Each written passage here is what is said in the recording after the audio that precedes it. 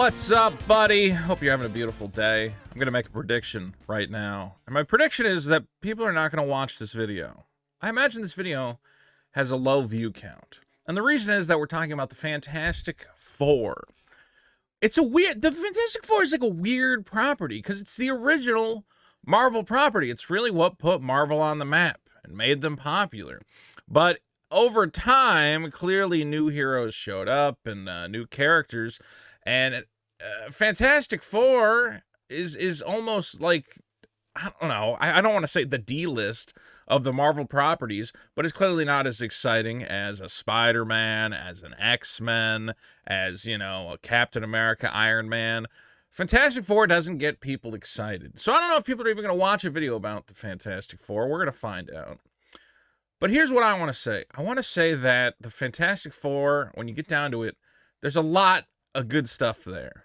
Especially, again, when we talk about the formation of what we know as the modern Marvel universe. Like, yes, they had characters prior to the Fantastic Four, but they were kind of the birthplace of stories where you saw the heroes doing more than just being heroes, more than just being goofballs and making jokes.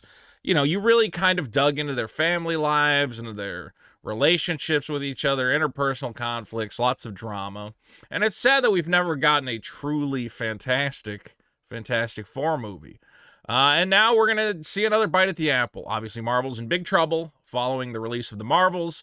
I think it's, up to 70, 80 million at the box office. Maybe it finally hit 100, but regardless, that movie is going to lose at least 100, 200 million dollars.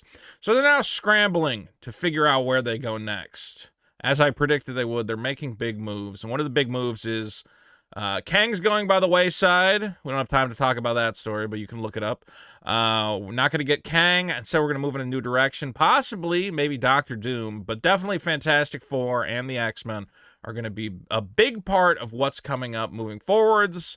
And the news we have is that we have rumors, pretty strong substantiated rumors, of who Disney really wants to play Reed Richards. This is a pivotal role, and it is not John Hamm, sadly. We'll talk about that. Guys, don't forget, subscribe down there. Join the Vito Nation. Hit that subscribe button.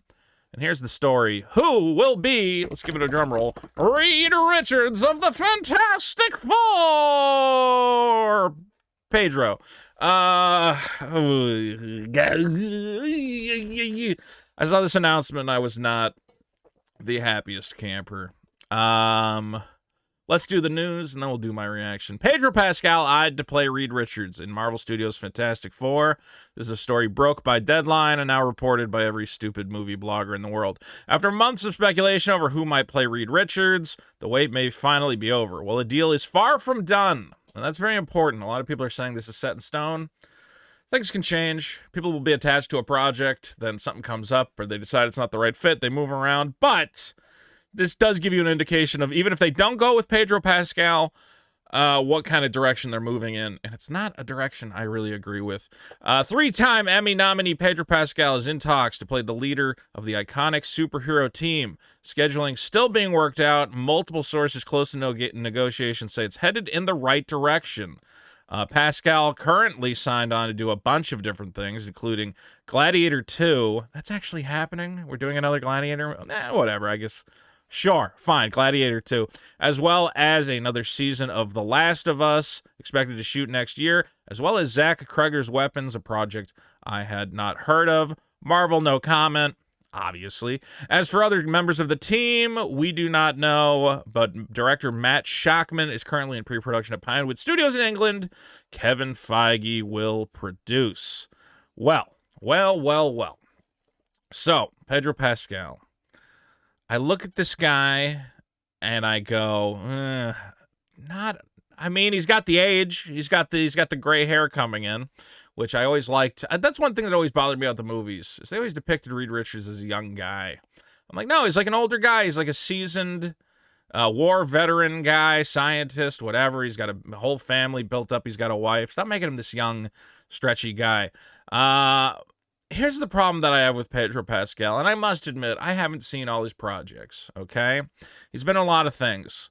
Here's what I knew him from, and probably when he showed up on a lot of people's radar, was as Oberyn Martell in the Game of Thrones TV series. He was a braggart, swashbuckler, from the Sand People. Well, you can't say Sand People, you know. You're gonna get canceled from that. From the Sand Place, the Sand Snakes. Weren't those his sisters? Regardless, a sharp-tongued swordsman with a bravado. Is Bravo what you can? No, that's a different part of Game of Thrones. I'm trying to avoid saying Spanish. He was a Spanish guy, because that's, what he brought kind of to the table. It felt like he was doing like a medieval Zorro, with a flair for the dramatic and a womanizer and whatever else. And I like that, and that's fun, and that's a great character for him. But again, a very braggadocious, loudmouth, which does not fit into what I expect from Reed Richards. Obviously, different actors have a certain range. I guess my problem is I haven't seen... Tell me if I'm wrong. Okay, here's the problem is I haven't seen Last of Us. I don't consider Joel, though, to be a Reed Richards type character either. Reed Richards is a very unique character, and I'm going to talk about that in a second. Mandalorian, it's almost impossible to talk about because you never see his face. I don't even think he's in that costume half the time. And then one thing that I absolutely hated him in was Wonder Woman 1984. So he's already gotten his chance at the superhero movie role. Maxwell Lord, I don't know if you can call him a hero, but he's at least a big part of the DC universe. Comes in, he's supposed to play Maxwell Lord. He's supposed to be believable as this charming snake oil salesman, and I just hated him in that so much. He ruined that movie for me. I mean, come on, it's the 80s, and you can't find a slick salesman. You needed a Phil Hartman type, a guy who really can give you a TV slogan at the drop of a hat. Haven't seen Unbearable Weight of Massive Talent, but again, it seems like the same sort of thing. A lot of these roles I see him in, again, he's either suave and debonair, or he's kind of being goofy and weird, like in Wonder Woman 1984, like, oh, geez, I'm Maxwell Lord, and I'm doing all these things, and I'm running around, and I have this nervous energy. Obviously, Last of Us, I think he played it a little more stoic, and Mandalorian, he plays it a little more stoic. But it's a little too stoic for Reed Richards. Look, I like Reed Richards. I think he's a very interesting character. I don't think he gets enough credit. And my vision of Reed Richards is a guy who is so smart that it's kind of hard for him to operate as a normal human being. He's surrounded by crazy people in crazy superhero uniforms with all sorts of fantastical powers, and he's going, guys, we have incredible abilities, and you're fighting over magic crystals and robbing banks, and what is going on? I'm smarter than everybody else in the room. And he gets mad. He's like, why is everyone not listening to me? I'm the most logical. He's almost autistic in a way. He's like, I'm obviously the smartest, the most logical person in the room. Why are you all relying on your stupid human emotions? Maybe autistic is not the way to say it. He's like a Spock in a way. He's a more emotional Spock. Where I'm the smartest man in the room. Why are we not using cold logic to solve this? Why is my wife keep telling me I need to make time for her and my kids? I'm a man of science. I have no time for this woman. So, that is why I was playing around, and I said, here's my ideal vision of a Reed Richards. Maybe this is crazy, and obviously I think John Hamm at this point might be a little, well, I don't know. I think he's honestly the right age to play Reed Richards. I would like an older Reed Richards. And as somebody suggested to me, they were like, why don't they make it that the Fantastic Four have been trapped in space for the last 60 years or went through a time portal, and this guy's showing up from the 50s. Him and the rest of his gang, and they're showing up to a world that's madness, and a crazy alien guy showed up and made half of humanity disappear, and obviously there's a bunch of weird hippies running around and wearing dresses and changing genders, and he goes, what the fuck happened while I was gone? What did you people do? Everything's topsy-turvy now. But also just the idea that right now in the Marvel we talk about, there's a lot of, it's a very female franchise right now. There's so many female characters running around having this, big, fun, feminist adventure, which is, you can make it work. Look, I think you can make these female-led projects work if you just write them a little bit better. But imagine if in the midst of this, in the midst of Captain Marvel, Lady Black Panther, Ant-Man's daughter, and the Kate Bishop are getting a show, Miss Marvel, whatever else, just this old-school misogynist comes back, and he goes, why are you letting these women run the asylum? Clearly you need a man to step in and fix everything and take charge, and I've got no time for your silly womanly emotions. It's time for me to solve things with science and logic. Some people have said to me, yeah, but then the problem is that every writer who gets their hands on it is going to want to make him look like an asshole and make the women look like they're right. I think there's a healthy middle ground. I think he can go, you know what? You dames may have a point.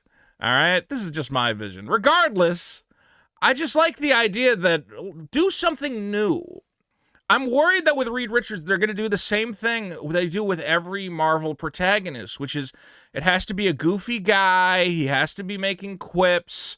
He has to be constantly, being made fun of by other secondary characters.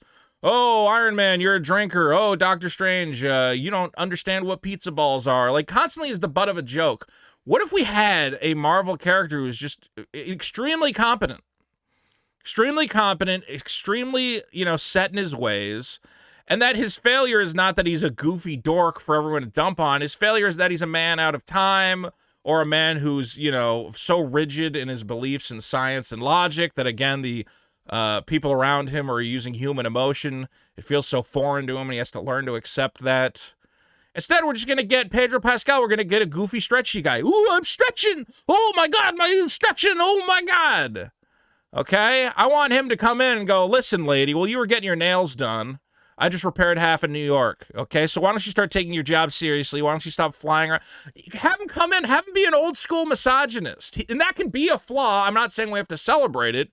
But he just comes in and all these women are running around, breaking shit and not taking their job seriously. And he comes in and in a week, he fixes all these problems and he goes, you had all this time to fix it if you had just knuckled down. And Marvel can go, well, you don't understand what it's like flying around, blah, blah, blah. You had 10 years to fix the Kree planet, and you were so caught up in your womanly emotions that you couldn't bring yourself to restart their sun.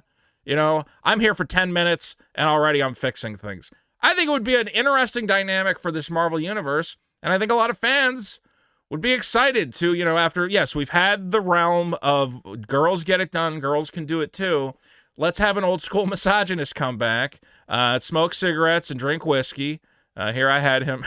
You guys know I'm addicted to AI art. It's so much fun. I said show him drinking a glass of whiskey, and it made this giant bucket-sized whiskey glass next to him, which was pretty funny.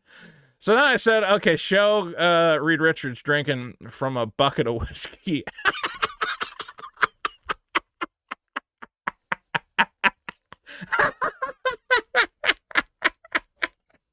I can't not laugh at Reed Richards with a giant whiskey glass with a straw out of it.